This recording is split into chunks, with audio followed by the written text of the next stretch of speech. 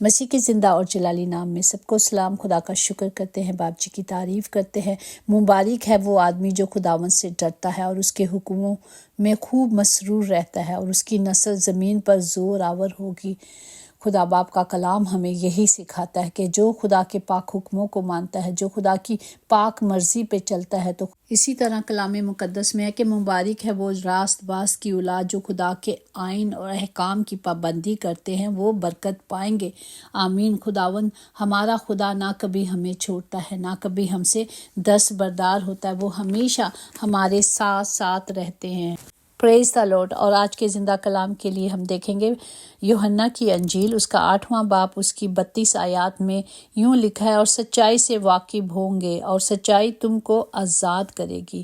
پاک کلام پڑھے جان پر خدا کی برکت ہو، خدا کا شکر ہو، خدا کی تعریف ہو۔ یہاں خداوند خود اپنے شاگردوں کو بتا رہے ہیں کہ سچائی تم کو کیا کرے گی؟ آزاد کرے گی۔ اگر ہم اسی چیپٹر کی 31 بس میں دیکھیں، پس یسوع نے ان یہودیوں سے کہا جنہوں نے اس کا یقین کیا تھا کہ اگر تم میرے کلام پر قائم رہو گے تو حقیقت میں میرے شاگرد ٹھہرو گے۔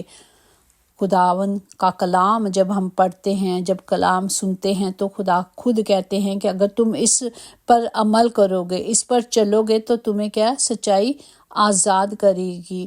اور 33 انہوں نے اسے جواب دیا کہ ہم تو ابراہیم کی نسل سے ہیں، ہم تو کسی کی غلامی نہیں کرتے۔ پر خداوند نے کہا تم آزاد کیے جاؤ گے۔ وہ سوچتے ہیں کہ اب کیسے آزاد ہوں گے، ہم تو کسی کی غلامی نہیں کرتے۔ پر خداوند یہاں بتاتے ہیں، اگر ہم یوحنا 8 باب اس کی 33-37 تک پڑھتے کہ انہوں نے اسے جواب دیا ہم تو ابراہیم کی نسل سے ہیں اور کبھی کسی کی غلامی میں نہیں رہے، تو کیوں کر کہتا ہے کہ تم آزاد کیے جاؤ گے؟ یسوع نے انہیں جواب دیا، میں تم سے سچ کہتا ہوں کہ جو کوئی گناہ کرتا ہے گناہ کا غلام ہے، اور غلام ابد تک گھر میں رہتا نہیں، بل ابد تک بیٹا ہی گھر پہ رہتا ہے۔ پریز دا لارڈ۔ یہاں کے خداوند خدا ہمیں یہ بتا رہے ہیں کہ غلام جو ہوتے ہیں، جو نوکر ہوتے ہیں، وہ ٹائم بین کے لیے گھر میں کام کرتے ہیں۔ 10 سال کر لیا، ساری عمر تو نہیں کام کریں گے نا۔ ایک ٹائم ہوتا ہے کہ وہ چلے جاتے ہیں، ایک ٹائم پیریڈ ہوتا ہے کہ ان کے جو ایگریمنٹ ہوتے ہیں ختم ہو جاتے ہیں، پھر وہ ختم ہو جاتا ہے۔ لیکن جو بیٹا ہوتا ہے وہ ابد تک ہمیشہ رہتا ہے، ابد تک، ماں باپ کے مرنے تک بیٹا گھر میں رہتا ہے اور ماں باپ کے ساتھ رہتا ہے۔ اسی طرح خدا نے جو اپنا بیٹا دیا، اس نے کہا کہ یہ ابد تک تمہارے ساتھ رہے گا۔ پس اگر بیٹا تمہیں آزاد کرے تو تم واقعی آزاد ہوگے۔ میں جانتا ہوں کہ تم ابراہیم کی نسل سے ہو اور میرے قتل کے لیے تیاری کوشش میں ہو، کیونکہ میرا کلام تو ہمارے دل میں جگہ نہیں پاتا۔ یہ اس وقت خداوند یسوع لوگوں کو بتا رہے تھے کہ دیکھو یہ سب کچھ ہو گیا ہے، اب تب بھی وہ اس کی کوشش میں لگے رہے کہ کس طرح خداوند کو صلیب دی جائے، کس طرح خدا کو قتل کیا جائے، کس طرح پکڑوایا جائے، تو وہ اسی کوشش میں رہے۔ جس طرح اگر پیدائش کی کتاب میں بتایا گیا ہے کہ گناہ کا آغاز آدم اور حوا سے ہوا، کیونکہ انہوں نے خدا کی نافرمانی کی اور نیکی اور بدی کے پہچان کے درخت کا پھل کھا لیا، جبکہ خدا نے منع کیا تھا۔ اسی طرح موسیٰ کی شریعت کو توڑنا اور خدا کے ارادے اور مرضی کے خلاف عمل کرنا، جس طرح ہم کلام مقدس خروج کے 20 باب میں دیکھیں کس طرح سب کچھ لکھا گیا ہے، ضرور پڑھیں۔ پورے حکموں کے مطابق بتایا گیا کہ کس طرح عمل کرنا ہے، اور اگر لوگ خدا سے منہ موڑ کر غیر معبودوں اور دیوتیوں کی پرستش کرتے ہیں، یہ بھی خدا کے لیے گناہ کرتے ہیں۔ خدا کی حضوری کو موجود ہے لیکن بتوں کے آگے سجدہ کیا ہے۔ خدا کی پرواہ کرنے سے خدا کے ساتھ درست تعلقات مٹ جاتے ہیں۔ جب ہم ان چیزوں پر کلام کے مطابق نہیں چلتے تو مطلب ہم کیا کر رہے ہیں؟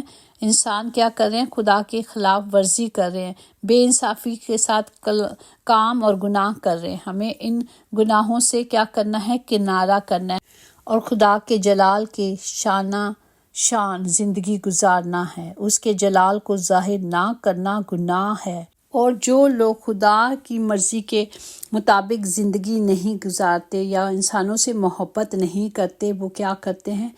گناہ کرتے ہیں۔ اس لیے پالوس رسول ہمیں رومیوں کے خط میں بتاتا ہے، 3 باب اس کی 32 آیات میں کہتا ہے کہ سب نے گناہ کیا اور خدا کے جلال سے محروم ہوئے۔ اگر گھر کا ایک شخص گناہ کرتا ہے تو اس کا سارا اثر پورے خاندان پر ہوتا ہے۔ ہم یہاں پہ ایک بات بتاؤں گی کہ ایک یہاں تھا، کوئی خادم تھا خدا کا، اور وہ اچھے کام کر رہا تھا، لیکن اچھائی کے یہاں پہ ٹیکس نہیں دے رہا تھا، اور مطلب مدد کر رہا تھا۔ پاکستان میں بہت سارے غریب لوگوں کی اس نے مدد کی، بہت کچھ کیا، لیکن یہاں غلط کام، یہاں چوری کر رہا تھا، ٹیکس نہیں پے کر رہا تھا۔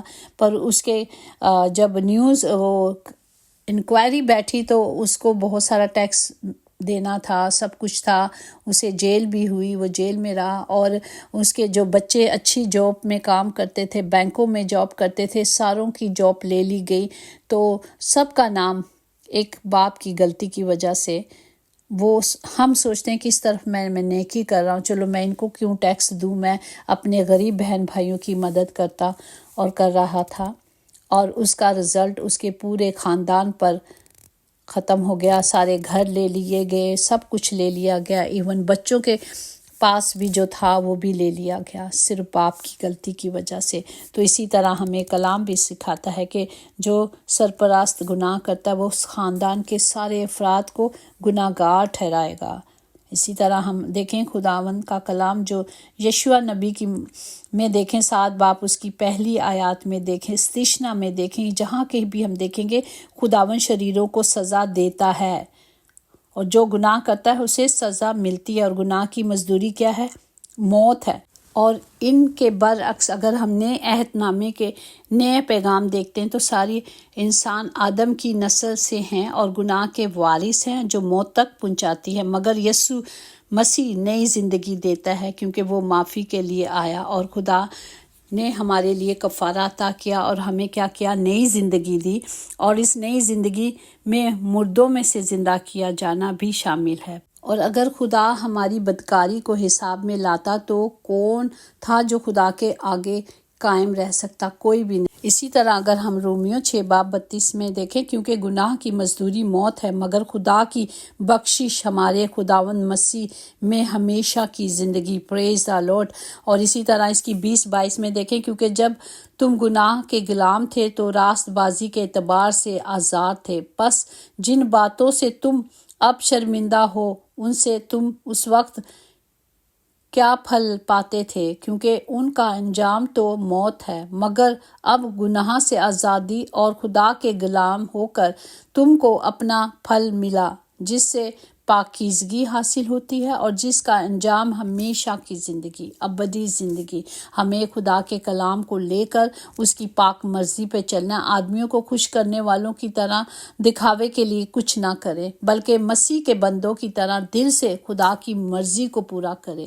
ہمیں خدا کے کلام کے مطابق چلنا ہے، خدا کے کلام کو لے لینا ہے۔ آخری وقت چل رہے ہیں اور اس کو کس طرح لینا ہے؟ ہم نے عبرانیوں 4 باب 12 میں، کیونکہ خدا کا کلام زندہ اور مؤثر اور ہر ایک 2 دھاری تلوار سے زیادہ تیز ہے، جان اور روح اور بند اور گودے کو جدا کر گزر جاتا ہے، دل کے خیالوں اور ارادوں کو جانچے، اپنے آپ کو پرکھیں، اپنے آپ کو خدا کی حضوری میں رکھ دیں، سلنڈر کر دیں، جب تک ہم خداوند یسوع مسیح جو ہمارے سارے دکھوں اور تکلیفوں کے لیے ہمیں آزاد کر کے چلے گئے ہیں، اور ہر طرح کا بوجھ ہمارے لیے جو ہماری زندگی میں ہے، اس کے لیے ہمیں صرف خداوند یسوع کو دل سے پکارنا ہے۔ جب ہم یسوع کو دل سے پکاریں گے تو ہی خدا کی سچی محبت، خدا کا کلام ہمیں ہمیشہ کے لیے قائم رکھے گا اور ابد تک ہمارے ساتھ رہے گا۔ اس نے ابدی زندگی دینے کا وعدہ کیا ہے،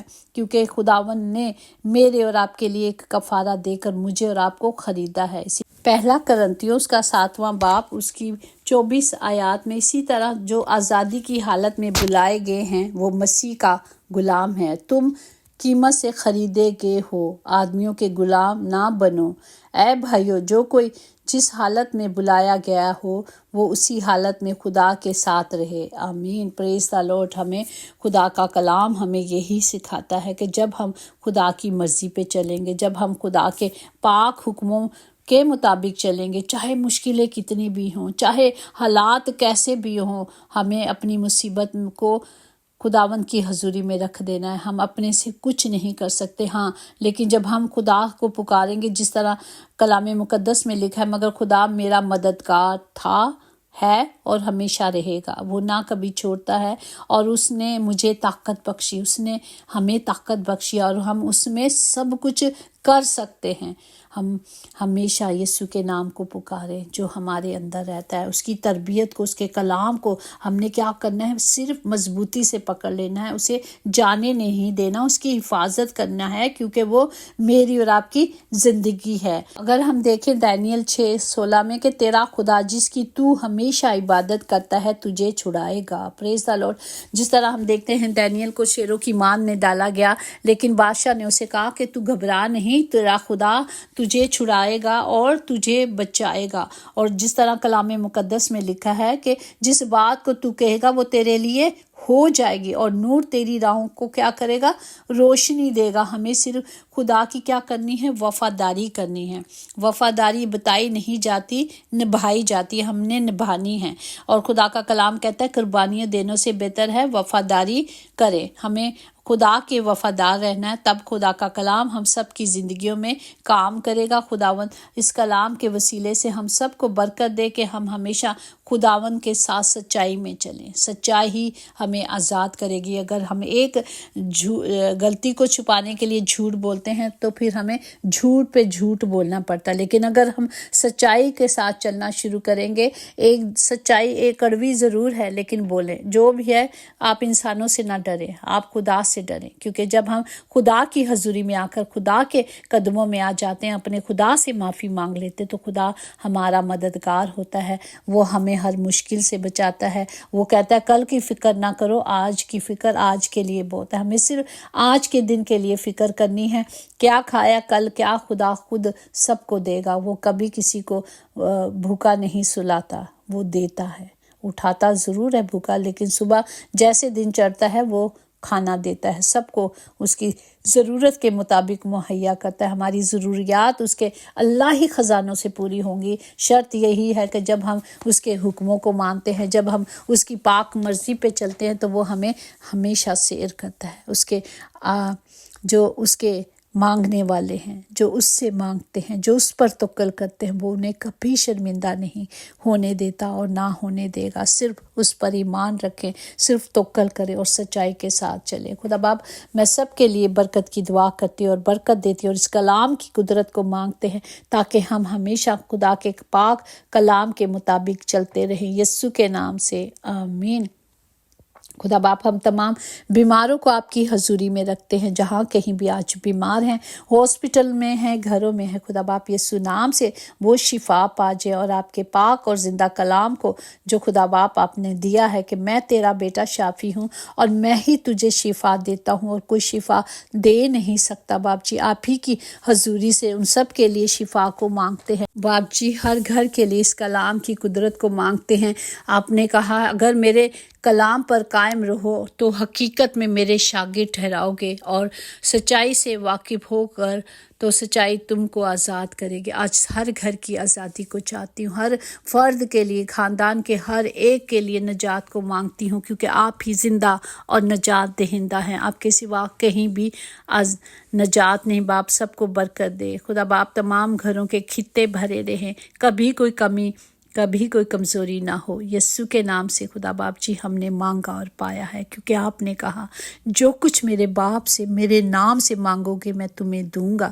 خدا باپ ہمیشہ ہم یسوع نام سے مانگتے ہیں، یہی نام جو آسمان و زمین کے نیچے ہمیں بخشا گیا۔ باپ جی یسوع نام میں تمام گھروں میں آپ کی حضوری کو مانگتے ہیں۔ یقیناً بھلائی اور رحمت عمر بھر ہم سب کے ساتھ رہے گی، اور ہمیں